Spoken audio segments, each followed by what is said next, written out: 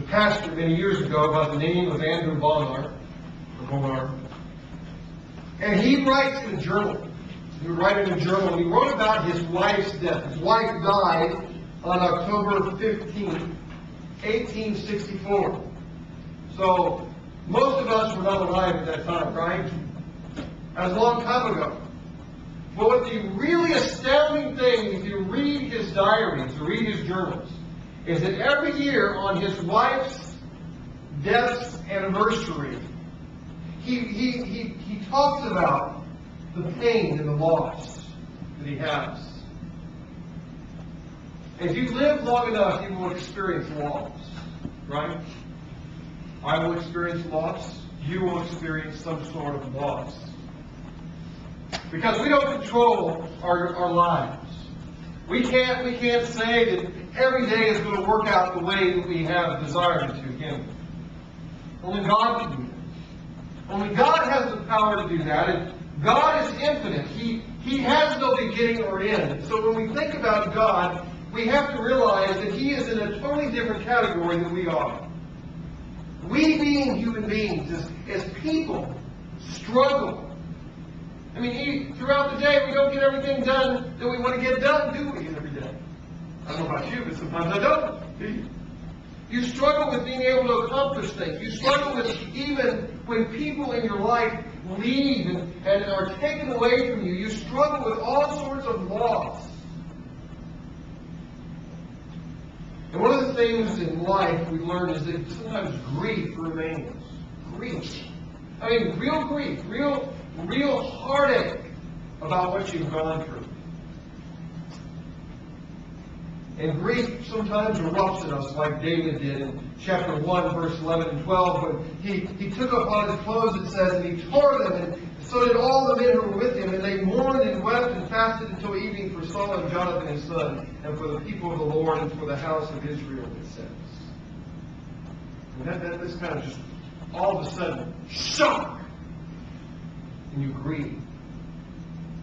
Now, of course, there are different levels of grieving. You're going to grieve more for people you know than for people you don't know. For instance, today, if you read about the persecution of the church, do we grieve over our brothers and sisters being killed because they stand up for the gospel of Jesus Christ? Do we grieve for that? And I think we all would if we knew about them. The problem is that it's not as intense because we don't know them. Next week, we will be having a missionary here who is a member of our church, actually, who went to Thailand for 4 years. She's coming back, and so she's going to be speaking just for a little bit with us about her experiences overseas and what goes on. But one of the things that we struggle with is that this idea of grief, this idea of loss. And I always ask myself, because I used to be very, uncompassionate. You know, my family was uncompassionate. My sister, I still hear her say, you don't worry about how you feel. You don't worry about what other people feel. You just pick yourself up, kick yourself up, and you get moving, you get going. You keep moving. But the problem with that is we're not all alike. And we not all had the same experiences. As I was praying with the offertory prayer and everything that Rudy was praying, we are people, we are so blessed. You sitting here are blessed. You sitting here, regardless of where you are some of the richest people in the world. And one of the things we like to do is complain about things. I complain about authorities. I complain about things.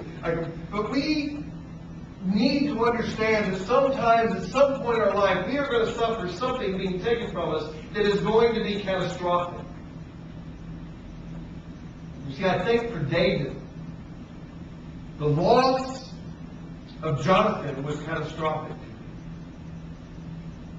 Here's a man, and here's two men, two friends who loved each other and had this great relationship, and they would do anything for each other that could possibly be done. Maybe you have someone in your life like that. Maybe that's your spouse. Maybe that's a friend of yours if you're single. Maybe it's a father or a mother that would do just about anything for you. I mean, they would do anything.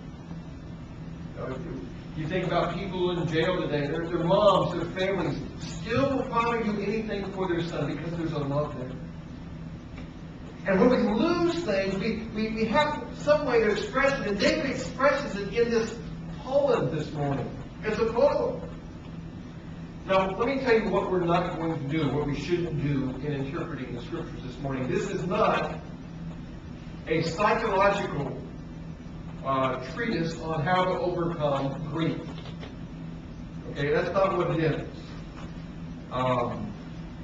David will be leading a seminar this morning on how to overcome grief, how to cope with grief. He's not going to become one of the Christian gurus. He's going to write a how-to book. That's not David's purpose. And you can see that. It's a poem. It's something that's expressing what is deeply in his heart. And what the reading in chapter 1, verse 11 and 12, he is writing it out now in thoughtful prose. He's writing it out in somewhat of a poem, expressing exactly what he is feeling inside. And so here is a vehicle that he's using. And so we must start. Let me have you start. Put in your mind, you're starting at a place called Ziklag. Those of you who haven't been with us, the Ziklag is a city in the south of Philistia. And it was the place where David had been, sent by King Achish, because David wanted to kind of separate him and his army and everybody from the Philistines, because he had been running from Saul, and he had, if you remember the story, he had lied about his intentions, and he had been actually killing Philistines and the Amalekites and different people, unknowns to the commanders and unknowns actually to the king of Gath. In Philistia, there were 5 major cities, and Gath was one of those major cities. And so the king had a lot of power. He tried to get David to go into battle against his own people, the Israelites. And fortunately for David, he was saved by the commanders of the Philistine army, who would not, under any circumstances, go into battle with a king who people said David has killed his 10,000. They knew David. David was the person who killed killed Goliath. And so here David is in this town. All of his men are here in this town. And they're coming to grips with the idea, he's coming to grips with the idea that Israel has suffered a defeat.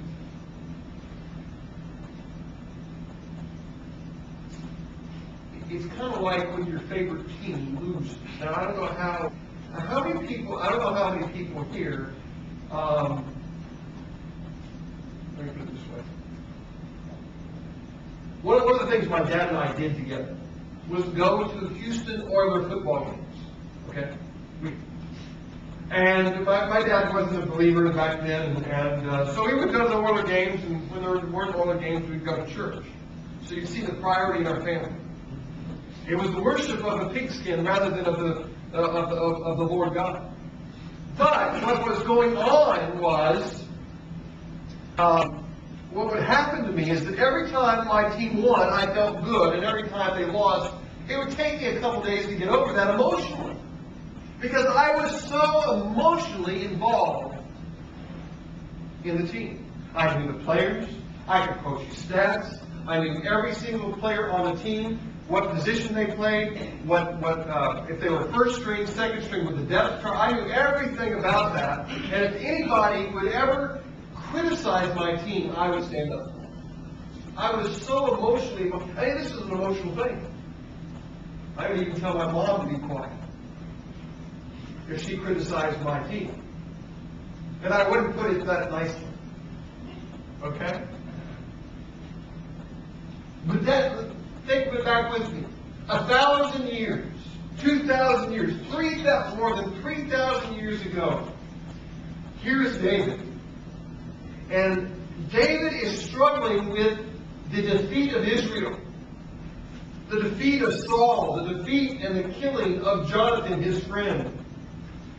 Last week we noticed that the guy who came and told him all this stuff had actually lied to him and said that he had killed Saul. And so this morning what we want to do is I want us to look at grief. And I want to look at it through the lens of the gospel, because I believe that if we look at it through the lens of the gospel, we can see something greater and more profound. But David here is actually portraying somewhat of a gospel message in that how grief plays an important part in bringing us to God. And it does.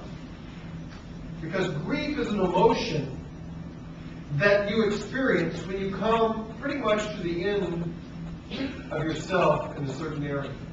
You know, when a loved one dies, you experience grief because you depended on that person, and now you no longer have anybody to trust. For instance, when an alcoholic comes to the end of themselves, they no longer trust the bottle to get them out of the situation they're in. They experience, I believe, some sort of loss or grief that they have to deal with. Whatever our addiction or whatever our desires are, our sinful desires are, they come to a point where if we're going to follow Christ, we're going to have to leave those desires behind, and we're going to have to follow Christ regardless of the consequences of the reward that we find in this life. So what we do is start at Ziklag, there David is.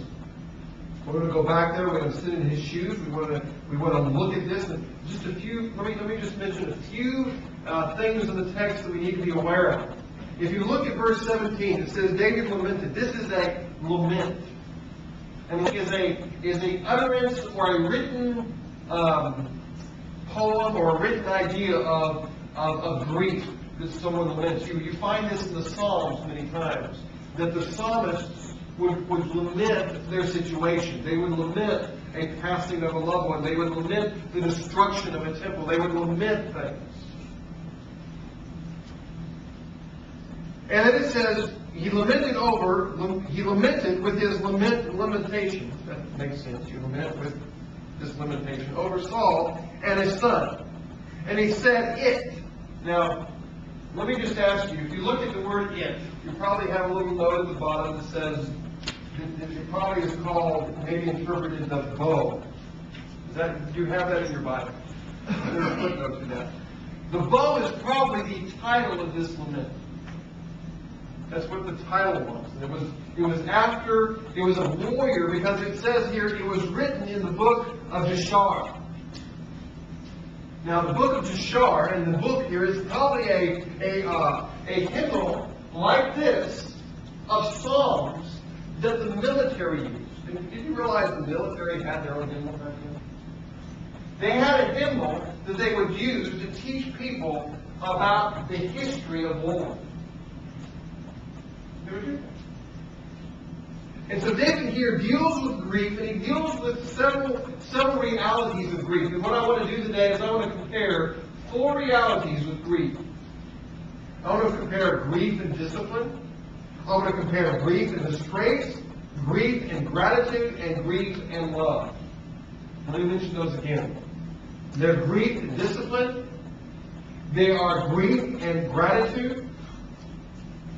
I got ahead of myself. Grief and discipline, grief and disgrace, grief and gratitude, and grief in love. So let me start off here by thinking about this, because David makes a song to remember his woes. And it says here, think of a lament. A lament is something that is written down. It's an expression of grief that you write down. Now, you probably don't go home every week and write down your laments, do you? How many people here actually write out? Okay, one. Some people like Andrew Bonner, they would journal. They would write down in their diaries the affections they have and how the Lord was dealing with their lives each and every day. You can read these journals from people like Jonathan Edwards and preachers in the past. We don't do that as much anymore today because our lives, we think, I guess they're just as busy as they were back then. I mean, he used 24 hours a day, I use 24 hours a day. But it seems like that we are less see, the Puritans really thought about their affections. They thought about how they were dealing with God and how God was dealing with men, and they would write, they could take one verse of Scripture and write 300 pages on it. It just amazes me that they thought about these things long and hard, and they would write these things down from the depths of their heart in relationship to God. And so everything was in relationship to God. Everything.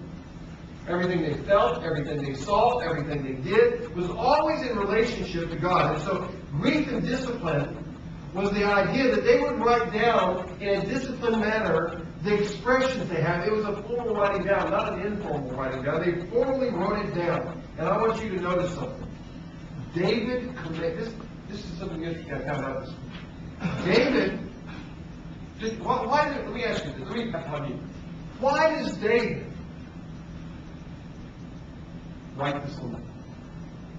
What's his purpose? What does he want to have happen when he writes it? Can anybody give me an answer from verse 18?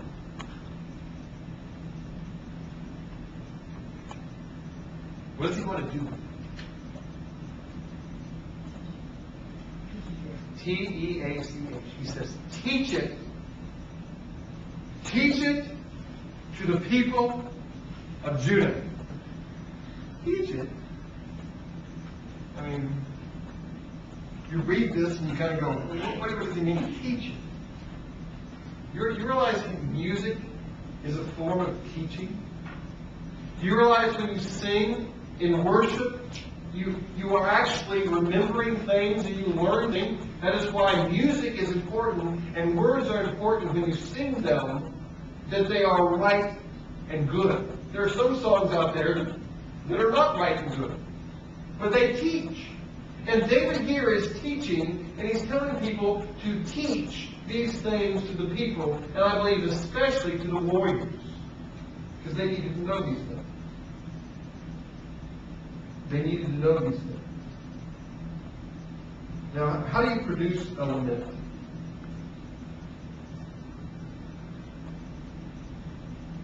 I was thinking about this. How would David go about doing this? I don't know if there's a certain way to do this, but all I know is if you sit down, there's discipline involved, because when you are emotional, how many people have emotions here? Okay, how many people have no emotions? Please see me afterwards. I need to do some counseling with you. Have no emotions. But think about how do you put this down, and what is the benefit of this? Because David put this down, and he put down his emotions and structured it to give a coherence to the agony that he was feeling.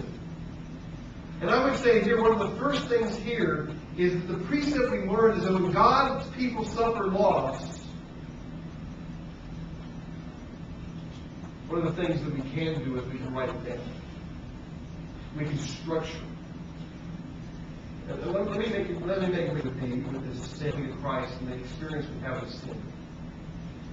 See, we can suffer loss of parents, we can suffer loss of wives or spouses, we can suffer the loss of friends, we can suffer the loss of a favorite team. Whatever is at the apex of what we love, we can suffer loss with. But in coming to faith in Christ, we suffer loss of our whole being, because meaning that these are the things that you've been doing. And in some ways, that is a suffering experience where you come and you believe that not everybody in the world is bad. I mean, the issue is that you have offended a holy God. And because of that, God is just in dealing with you by judging you for all eternity in hell. He's just in doing it. Regardless of what people say, the Bible is very clear, I believe, in Revelation. I believe it's Revelation chapter 14 and verse 11, where it talks about that that hell is actually an eternal state. It's not a temporary thing. Because, if hell is a temporary thing, it's not that bad. Let me just look there. I haven't looked there. Let me make sure that I'm giving you the right passage, or I need to. No, I didn't give you the right passage for sure. Maybe.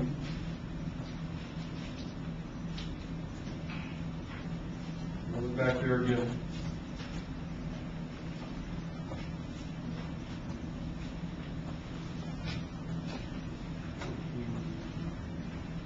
14:11, here it is, Revelation 14:11, it says, "In the smoke of their torment," let me back up. In verse 9, it says in Revelation chapter 14, verse 9, "And another angel, and the third angel, followed them, saying with a loud voice, If anyone worships the beast and its image, receives a mark upon the and the cup of the kingdom, and the smoke of their torment goes up forever and ever. And they have no rest, these worshippers of the beast and its image, who receives the mark of its name."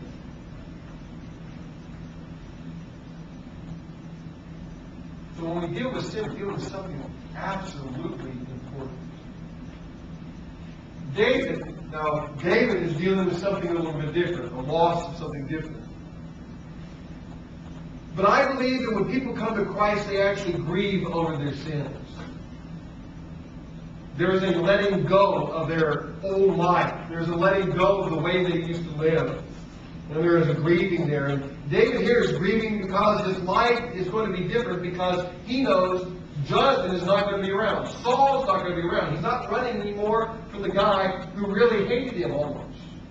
I mean, this guy wanted him dead. What's he going to do now? His whole life is going to college. You know, kids all graduation camps. And when I graduated I graduated my undergraduate degree. There were several people that said on their graduation cap they put in, a mascot now. They've been in school all their whole life. What do they do now? What do they do now? He became his greatest friend, and he lost now everything that he was doing. He knew he was going to become king. He's dealing with this loss, and the discipline of it is necessary. So he needs to remember the sorrow of Jonathan. He wants to remember the sorrow of Israel's defeat. It's kind of like the Alamo. You don't want to forget things you lose. In a disciplined way, he writes it down so he will be able to teach others as well. That's number one. The first reality comparison is between grief and discipline. Let me encourage you.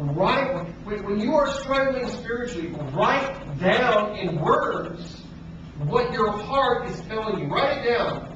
Put it in a spiral notebook on a piece of paper. I don't care what you do. Write it down. Give words to what you are feeling, because then and only then will you be able to see what God in His providence is going to do through the rest of your life.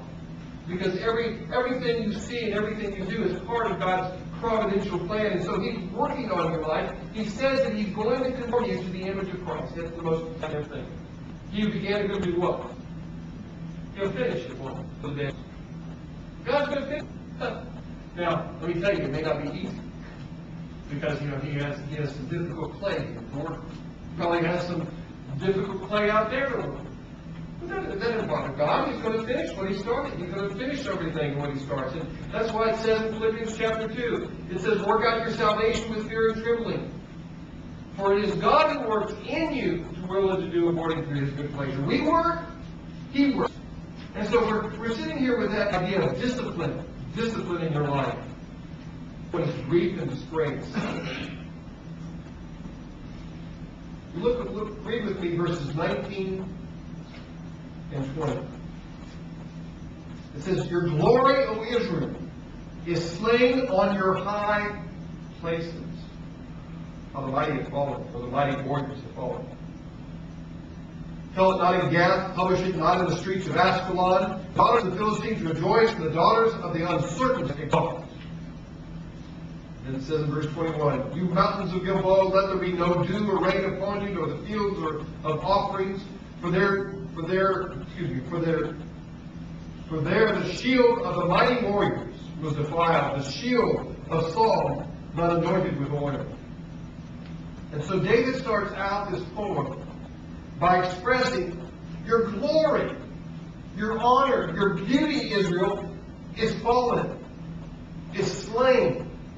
Now, some people think that it's a fleeting glory. Your fleeting glory, your power, your strength is gone.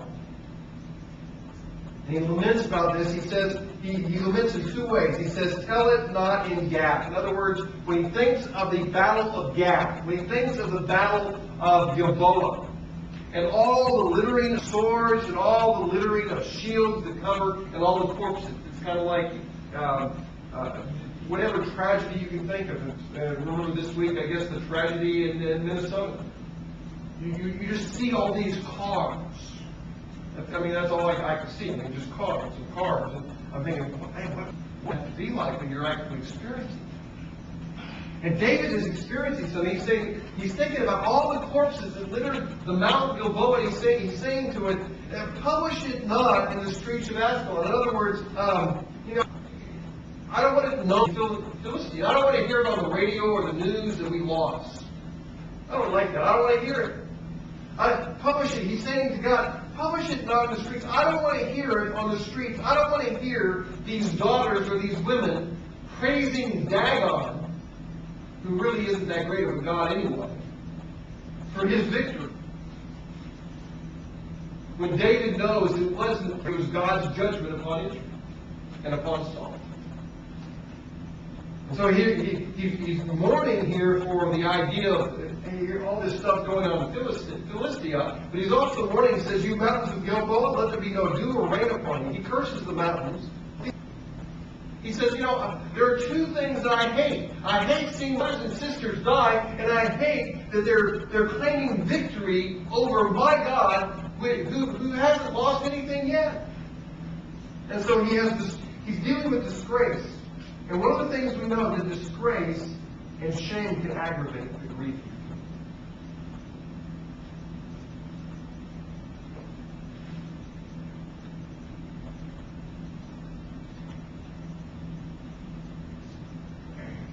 See, David wanted his men to, or one of the reasons why he said, write it down, teach it to the people, he wanted them to remember what it felt like to be disgraced. He wanted them to realize what suffering and what grief and what loss remembered, so they would remember the next time, because you know what? Guess what they're going to be doing again? They're going to be battling who again someday? The Philistines. It's not the last time. And when they meet again, he wants his men to remember all these things that have happened in the past and not forget. People in the military remember, they have a keen appreciation for history. They do. I was listening last night to, many of you know that, have heard the name of Barry Bonds. He tied Hank Aaron last night for the home run chase. One of the things that someone said about him, regardless of what your opinion of him, or whether he took steroids and all this stuff to him, is that he has a keen appreciation for the history of baseball. Usually people who are successful remember the keen histories of their sport or their career or their interests. They remember those things because it helps them purge forward. It helps them continue on. He wanted the fighting men to know the song in his heart. It's kind of like when you hear the armies marching, or dun, dun, dun, dun, dun, dun, dun. You want the military men to understand all of this stuff. You want them to know. And the people of Israel today still follow the same pattern. They still have laments. In fact, if you're going to be in the Corps, you have to go to the place. It's a place called, Masada. And you go to Masada, you take the oath of Masada. You take the oath there. And Masada was a fortress just west of the Dead Sea. Now, the Dead Sea, the Sea of Galilee is up the top. The Dead Sea is at the bottom. The Jordan River connects the two. You have there. And on the west side is Israel. And what happened is that just on the west side, there's a place in the southern Israel. There's a place where the Israelites, they would gather, and these men of war would take an oath. They would take an oath because they're remembering something. What happened there several years back, many years ago, was that about 72, 73 AD, 960 Jews tried to defend this fort against the Roman army. And they held on to this fort for about 9 months, and after 9 months, the Roman army broke through, came in, and they found all of the Jewish soldiers dead. They had all killed themselves, but they had fought for 9 months. And so when you go into the army or the corps in Israel, you take this kind of oath. You remember what happened in the history so that it will not be repeated again. In fact, they even say these words. They say, they say these words. They say, Masada shall not fall again. The Alamo that only happened for 23 days, and then 1 month later, Sam Houston went over to Houston, San Jacinto, and defeated the Mexican army there in no time because they were sleeping. But they remembered the loss that they had suffered, and so disgrace helps them to remember the loss. And so, how does it pack up? Disgrace, how does loss? Let me just answer. Sadness and frivolity can never last. Sadness packs a punch than frivolity. You know what? You are probably more disciplined in your life with Christ in a time of difficulty than you are in time of ease. I guarantee you, if your heart is any, I know about my heart. I know my heart, and I know my heart tends to. We saying my heart tends to prone to wonder. The Lord I love. My heart tends to wonder, and if everything is going right, guess who gets to be in control? It's me. But what distress does, and disgrace does, and grief does, it all comes together to cause us to be humble before God. And that's what David is trying to get at to the people of Israel. People, by teaching this, he's saying, let me tell you, you need to have humility. You know, humility is not going around going, woe is me. Humility is not trying to humiliate yourself. I have a friend of mine who wanted to be really spiritual. You know what he did to try to humble himself?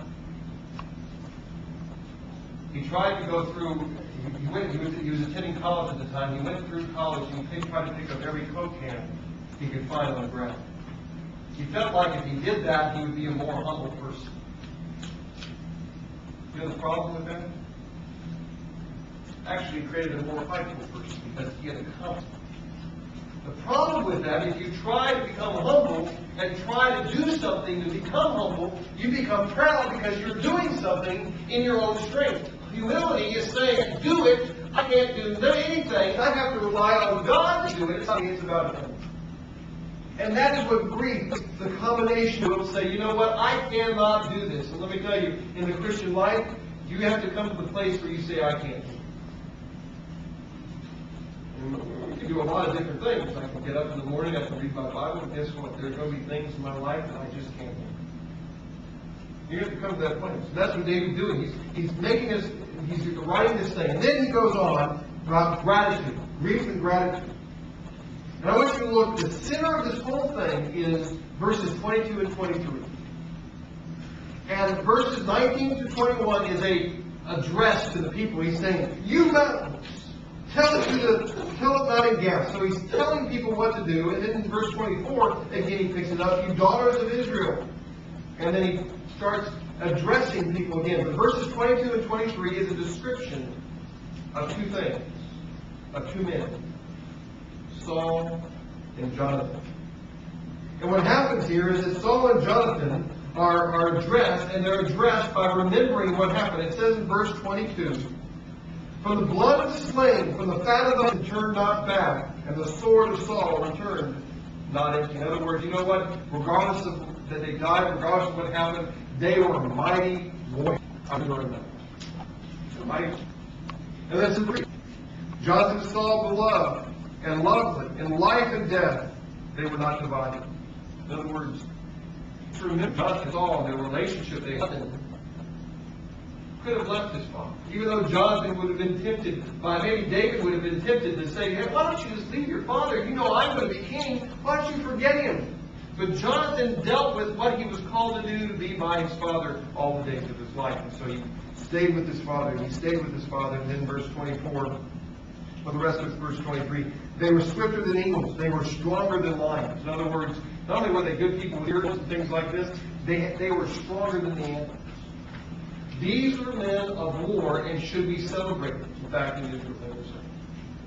And so he was grateful for Jonathan and Saul. He was grateful for all these things. And he was grateful for Jonathan because Jonathan, his example of staying by the thing, even though it was unrewarded, and even though it was we could say hopeless in the light of inside of the world, he did what I believe God had called him to do, to be faithful to his father.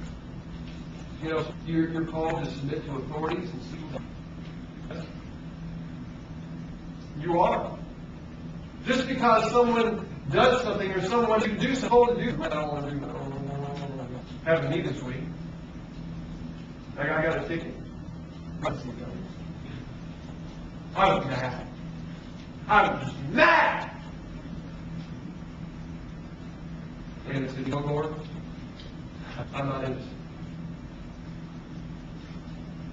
I was thinking about, well, what do I do with authority? How do I deal with authority? How did David deal with authority? Saul, he never touched Saul. He never tried to overthrow Saul. He never did that. He never told David, you need to get rid of your father. You need to leave your father. He kind of submitted to David, even though the authority was wrong.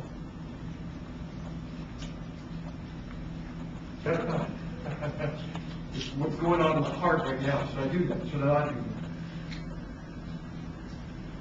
that? Grief and there's love. This is the final part of this whole thing.